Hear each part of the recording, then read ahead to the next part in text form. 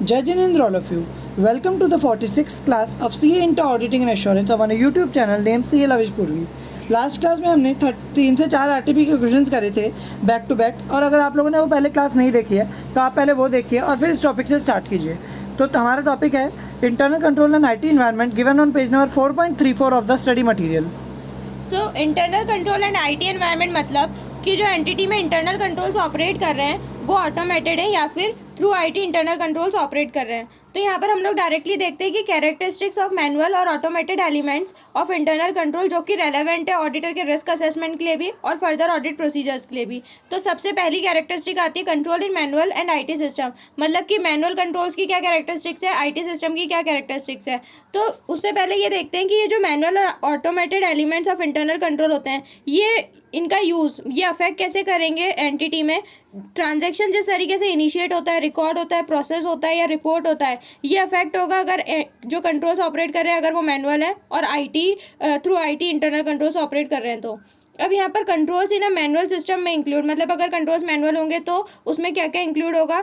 जो हम लोग approvals and review of the transaction करते हैं, रिकन्सिलेशन, फॉलोअप या फिर रिकन्साइल करते हैं आइटम्स को, ये सब अफेक्ट होगा अगर हम लोग मैनुअल सिस्टम फॉलो कर रहे हैं। अब controls in IT system consist of, अगर इंटरनल कंट्रोल्स जो एंटिटी में ऑपरेट हो रहे हैं वो थ्रू आईटी सिस्टम ऑपरेट हो रहे हैं, तो उसका सबसे पहले तो आईटी सिस्टम के थ्रू अगर कंट्रोल्स ऑपरेट हो रहे हैं उसका मतलब होता है कि combination of automated controls and manual controls. क्योंकि अगर आईटी के थ्रू कंट्रोल्स ऑपरेट भी हो रहे हैं, अगर कोई डेविएशन डिटेक्ट होता है तो उस पर एक्शन कौन लेगा, पर्सनली लेगा। तो यहाँ पर क्या हो गया, मैनुअल कंट्रोल्स भी लगाने पड़ेंगे। तो इसलिए यहाँ पर बोला गया है combination of automated controls and manual controls को ही हम लोग कंट्रोल्स इन आईटी सिस्टम बोलते हैं। अब यहाँ पर जो मैनुअल कंट्रोल्स होते हैं वो इंडिपेंडेंट होते हैं ऑफ आईटी, मतलब कि may use the information produced by the IT, जो आईटी के थ्रू इंफॉर्मेशन प्रोड्यूस करी गई है कंट्रोल से रिलेटेड उसको फिर यूज़ करते हैं manually for placing the manual controls, और may be limited to monitoring the effective functioning of the IT and of the automated controls and to handling the exceptions. उसके बाद दूसरी कैरेक्टरिस्टिक्स आती है यूज़ ऑफ आईटी, मतलब कि an entity mix of manual and automated elements in internal control varies with the nature and complexity of the entities use of IT, मतलब कि entity कितना आईटी को यूज़ कर रही है उसका नेचर एंड कॉम्प्लेक्सिटी उसके बेसिस पे डिपेंड करेगा कि एंटिटी का मिक्स क्या होगा, मैनुअल और automated elements of internal control का। उसके बाद थर्ड कैरेक्टरिस्टिक आती है कि आईटी के बेनिफिट्स क्या हैं अगर एंटिटी इंटरनल कंट्रोल जो है वो ऑटोमेटेड है। तो generally IT benefits and entities internal control by enabling an entity to, ये क्वेश्चन आपके लिए बहुत इंपॉर्टेंट है May 20 के लिए। तो ये बेनिफिट्स आपको याद करने हैं। सबसे पहला बेनिफिट क्या कि it enables the entity to consistently apply predefined business rules and perform complex calculations in processing large volume of transaction और डाटा, मतलब कि जो पहले से ही बिजनेस रूल सेटअप कर रखे हैं उनको कंसिस्टेंटली अप्लाई करना, क्योंकि ऑटोमेटेड होगा तो वही रूल्स अप्लाई होंगे, चेंज नहीं हो सकता। And perform complex calculation in processing large volume of transaction और डाटा, तो वो बहुत आसानी से परफॉर्म हो सकती है। उसके बाद दूसरा बेनिफिट क्या है, it enables the entity to enhance the timeliness, availability and accuracy of the information, क्योंकि ह्यूमन इन्वॉल्वमेंट नहीं होगा यहाँ पर। उसके बाद third benefit is facilitate the additional analysis of the information, क्योंकि through IT we can do many more analysis of the business and internal control system। उसके बाद fourth benefit is enhance the ability to monitor the performance of the entity's activities and its policies and procedures, मतलब कि वो अपनी performance, उसके policies और procedures और ये सब चीज़ें ईजिली मॉनिटर कर सकती है। उसके बाद next benefit is reduce the risk that controls will be circumvented, क्योंकि यहाँ पर हम लोगों ने ऑटोमेट कर दिया सब कुछ, तो सर्कमवेंटेड मतलब उनमें कुछ चेंजेस होना, ये सब चीज़ें के चांसेस कम हो जाएंगे, तो इस चीज़ का रिस्क भी कम हो जाएगा। उसके बाद लास्ट बेनिफिट क्या आता है, enhance the ability to achieve effective segregation of duties by implementing security controls in application, databases and operating system, मतलब कि हर जगह हम लोग सिक्योरिटी कंट्रोल लगाएंगे तो हर एक का काम डिफाइंड होगा कि इस जने को केवल ये वाला ही काम करना है, इस कंट्रोल से रिलेटेड इस जने को ये वाला काम करना है, तो अकॉर्डिंगली यहाँ पर इफेक्टिव सेग्रीगेशन ऑफ ड्यूटीज़ होगा। इन पॉइंट्स को यहाँ पर एक चार्ट की फॉर्म में दे रखा है। एंड उसके बाद हम लोगों ने कैरेक्टरिस्टिक्स पढ़ रहे थे, तो उसमें से नेक्स्ट कैरेक्टरिस्टिक आती है अब IT also poses risk to the entity's internal control including for example, मतलब कि अब हम लोग यहाँ पर रिस्क पढ़ेंगे इंटरनल कंट्रोल अगर ऑटोमेटेड होगा तो उससे रिलेटेड रिस्क एंटिटी को। First risk is reliance on a system or program that inaccurately process data, processing inaccurate data or both. मतलब कि हम लोग ऐसे सिस्टम पे रिलाई कर रहे हैं जो कि गलत बना हुआ था, तो अकॉर्डिंगली वो डाटा भी प्रोसेस गलत ही करेगा. उसके बाद next risk is unauthorised access to data. उससे क्या होगा, अगर अनऑथराइज एक्सेस होगा तो डिस्ट्रक्शन ऑफ डाटा हो सकता है, इम्प्रॉपर चेंज हो सकता है डाटा में, रिकॉर्डिंग ऑफ अनऑथराइज और non existent transactions, inaccurate recording of transactions. Particular risk may arise when multiple user access a common database. So this risk is all about unauthorised access to the data. उसके बाद third risk आता है possibility of IT personnel gaining access privilege beyond those necessary to perform their assigned duties. मतलब कि जो IT personnels हैं वो उनकी ड्यूटीज़ जितनी है उससे ज़्यादा वो लोग प्रिविलेज लेके अननेसेसरी एक्सेस कर रहे हैं डाटा को. तो उस केस में क्या होता है, यहाँ पर breaking down of segregation of duties भी हो रहा है, क्योंकि हम लोगों ने ऊपर देखा था बेनिफिट होता है सेग्रीगेशन ऑफ ड्यूटीज़, लेकिन अगर अनऑथराइज एक्सेस हो रहा है डाटा का तो इस केस में क्या हो रहा है कि कुछ गड़बड़ भी कर सकते हैं वो लोग अगर उन लोगों को अनऑथराइज एक्सेस मिलेगा. उसके बाद fourth risk is unauthorised changes to the data in master file. Master file मतलब मेन फाइल, उसमें unauthorised changes. Next is unauthorised changes to system और प्रोग्राम. मतलब कि जो एंटिटी में सिस्टम ऑपरेट कर रहा है या फिर जो प्रोग्राम्स हैं उनमें अनऑथराइज चेंजेस हैं हो गए इसके कारण, तो वो भी एक रिस्क है. उसके बाद failure to make necessary changes to system और प्रोग्राम. मतलब कि सिस्टम और प्रोग्राम में जो चेंजेस रिक्वायर्ड थे वो हुए ही नहीं, तो फिर कंट्रोल्स इफेक्टिवली ऑपरेट कैसे करेंगे. उसके बाद next risk is inappropriate manual intervention. मतलब कि कोई मैनुअल इंटरवेंशन हो गया जो कि इनअप्रोप्रिएट है, सही नहीं है, होना नहीं चाहिए था, लेकिन फिर भी मैनुअली इंटरवेंशन हो रहा है. उसके बाद next risk is potential loss of data और inability to access data as required. मतलब कि डाटा का लॉस हो गया, बैकअप नहीं ले रखा था और डाटा पूरा फॉर्मेट हो गया कंप्यूटर, तो पूरा डाटा उठ जाएगा. या फिर inability to access data as required, मतलब हम लोग डाटा को एक्सेस नहीं कर पा रहे हैं. उसके बाद हम लोगों ने ऊपर पढ़े थे बेनिफिट्स, और उसके बाद हम लोगों ने रिस्क पढ़े IT के. अब उसके बाद नेक्स्ट कैरेक्टरिस्टिक आती है सुटेबिलिटी.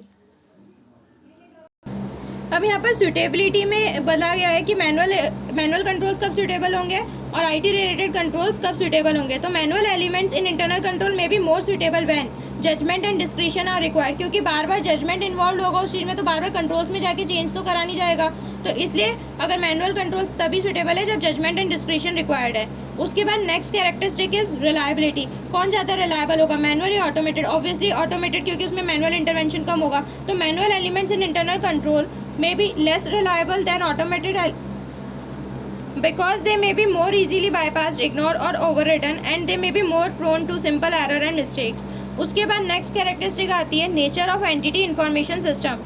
तो यहाँ पर ये बोला गया है कि extended nature of risk to the internal control vary. मतलब कि रिस्क जो इंटरनल कंट्रोल से रिलेटेड है वो वेरी करता है depending on the nature and characteristic of the entity information system. की एंटिटी का इंफॉर्मेशन सिस्टम कैसा है. अब एंटिटी रिस्पॉन्ड करती है to risk arising from the use of IT और from the use of manual elements internal control by establishing. मतलब कि एंटिटी कैसे रिस्पॉन्ड करती है, by establishing effective controls in light of the characteristic of entity's information system. ये हम लोगों ने अभी कैरेक्टरिस्टिक्स पढ़ी. Next topic is materiality and audit risk. तो यहाँ पर हम लोगों ने मटीरियलिटी भी पहले पढ़ चुके हैं और ऑडिट रिस्क भी पहले पढ़ चुके हैं. अब इन दोनों का लिंकेज क्या है.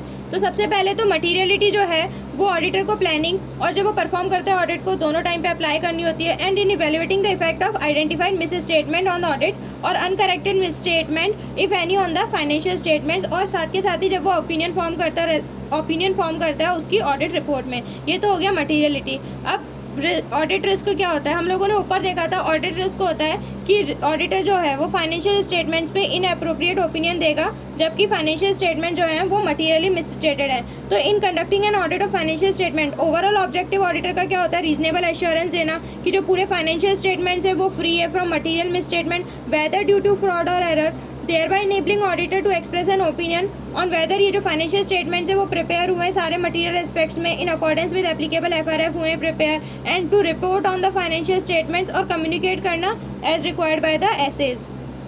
तो in accordance with the auditors finding. अब यहाँ पर ऑडिटर जो ऑब्टेन करता है रीजनेबल एश्योरेंस वो कैसे ऑब्टेन करेगा, by obtaining sufficient appropriate audit evidence. अब ये ताकि जब वो रीजनेबल एश्योरेंस देगा on the basis of the sufficient appropriate audit evidence, तो उसको ये एविडेंस क्यों चाहिए, ताकि वो ऑडिट रिस्क को रिड्यूस कर सके to an acceptably low level. क्योंकि ऑडिट रिस्क क्या होता है कि वो कहीं गलत रिपोर्ट ना दे दे, फाइनेंशियल स्टेटमेंट में मटीरियल मिसस्टेटमेंट है फिर भी तो उस रिस्क को कम करने के लिए कि वो गलत ओपिनियन ना लेते, इसलिए उसको क्या ऑब्टेन करने होते हैं sufficient and appropriate audit evidence, और उसी बेसिस पे फिर वो क्या देता है, अपना रीजनेबल एश्योरेंस देता है। तो इसलिए उसको हर लेवल पे मटीरियल, हर स्टेज पे मटीरियलिटी लेवल भी डिसाइड करना होता है मे बी, और प्लानिंग के टाइम पे तो उसे डिसाइड करना ही होता है। तो ये तो था इन दोनों का लिंकेज। अब उसके बाद हम लोग नीचे ये पॉइंट्स दे रखे हैं कि materiality and audit risk are considered throughout the audit, मतलब कि पूरे ऑडिट के दौरान हम लोग को इन दोनों फैक्टर्स को कंसीडर करना पड़ेगा, या इन दोनों पॉइंट्स को कंसीडर करना पड़ेगा व्हेन आइडेंटिफाई और असेस करेंगे जब रिस्क ऑफ मटीरियल मिसस्टेटमेंट को, मतलब कि ऐसे 315 जब अप्लाई कर रहे होंगे। दूसरा कब यूज़ होंगी ये दोनों चीज़ें, determining the nature, timing and extent of further audit procedure. Further audit procedure मतलब रेस्पॉन्सेज टू असेस रिस्क का नेचर, टाइमिंग और एक्सटेंट डिसाइड करेंगे। एंड तीसरा कब इवेल्युएट करना effect of uncorrected miss statements if any on the financial statements. Uncorrected miss statement मतलब miss statement जो identify हो गए हैं लेकिन वो अभी तक करेक्ट नहीं हुए, उनका इफेक्ट को इवेल्युएट करेंगे फाइनेंशियल स्टेटमेंट्स पे क्या है, and in forming the opinion in the auditor report. और जब हम लोग ऑडिट रिपोर्ट में अपना ओपिनियन फॉर्म करेंगे तब इवेल्युएट करेंगे इन्हें। उसके बाद ये हो गए हम लोगों के ऑडिट रिस्क एंड मटीरियलिटी का रिलेशन। अब लास्ट में जितना भी हम लोगों ने पढ़ा है, जो भी रिस्क आइडेंटिफाई करें सबको डॉक्यूमेंट करेंगे।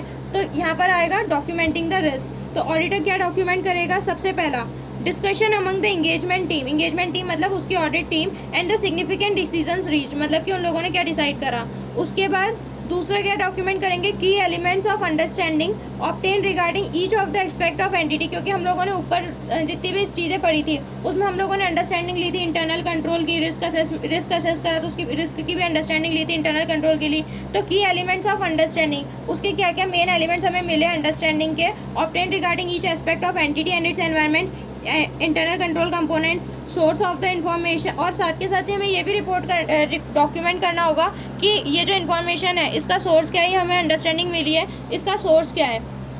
उसके बाद थर्ड हम लोग क्या डॉक्यूमेंट करेंगे, आइडेंटिफाई और assessed risk of material misstatement at the financial statement level और असर्शन लेवल, मतलब कि जो हम लोगों ने आइडेंटिफाई और असेस करे थे ऐसे 315 में risk of material misstatement financial statement level पे भी और असर्शन लेवल पे भी, उसको भी हम लोग डॉक्यूमेंट करेंगे। और लास्ट हम लोग डॉक्यूमेंट करेंगे risk identified and related controls about which auditor has obtain an understanding, मतलब कि जो ऑडिटर ने रिस्क आइडेंटिफाई करें और रिलेटेड कंट्रोल्स, उससे रिलेटेड कंट्रोल्स जो कि ऑडिटर ने जिनकी अंडरस्टैंडिंग ली है उसको भी वो डॉक्यूमेंट करेगा। तो ये चार चीज़ें ऑडिटर को डॉक्यूमेंट करनी पड़ेंगी।